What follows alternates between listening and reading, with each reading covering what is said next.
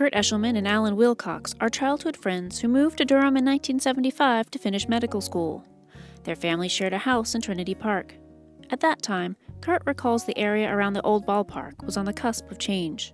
The Star Warehouse, which is where part of the park is now, collapsed while we lived here during that time, and that was emblematic of the city. Stuff was desolate, weeded up lots, and for the most part, not so many people even going there. Here's Alan. After the tobacco auctions had ended, that neighborhood, aside from a few small businesses, nothing was going on there. And the time that Curt and I were discovering it on foot, just walking around the place, one of the things I remember was this paper cup rolling down the street. It was the only thing that moved in the neighborhood on a Sunday afternoon. In the early 90s, the pair began to imagine how the area could be transformed. So one day we were down there, and it was this vacant thing, and there was this sense of, we're just blocks from the center of town. Why is nothing happening here? So we literally went home, got a car, and I drove, and Alan made this map and just sketched it as we went, which is an amateur's land use map. We were sort of left with yes, something ought to happen here. This is too cool a spot for nothing to happen, but we didn't have much to do about it. In 1994, Curt sold his medical practice. He donated some of the proceeds to kickstart the planning process. 21 architects, planners, and design professionals, along with 300 Durham residents, came together for a 5-day brainstorming session. The result, 3 different visions for what would become known as the Durham Central Park neighborhood. In these 3 schemes that were developed out of the charrette, each one of them included a park.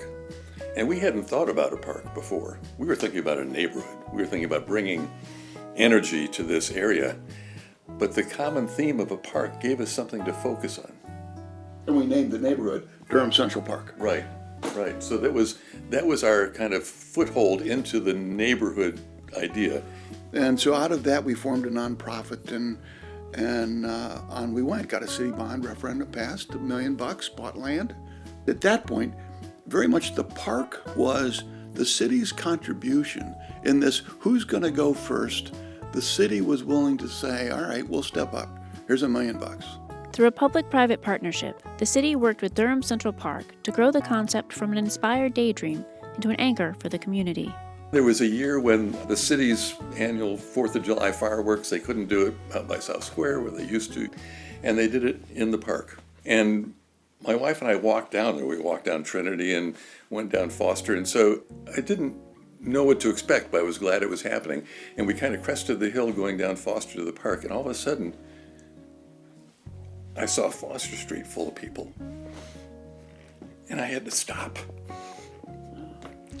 and kind of collect myself, because that was what we had imagined, but it had never actually happened. And seeing it become a vital public space was thrilling. I really like the word central, that we didn't want to think of this as somebody's neighborhood park out in the periphery. This was the one that is in the center of the city that everybody can feel like is their park. And that's come true. Maybe picking the name created a sense of people being open to that happening. So getting from where we started to where it is today has more to do with the way the community mobilized than with anything Curt and I particularly did. There has been an amazing array of talented volunteers from a lot of walks of life in Durham who have seen the importance of this in our kind of community life. And I think for me, being able to participate in that whole coming together of people in the community has been more than I could have dreamed of.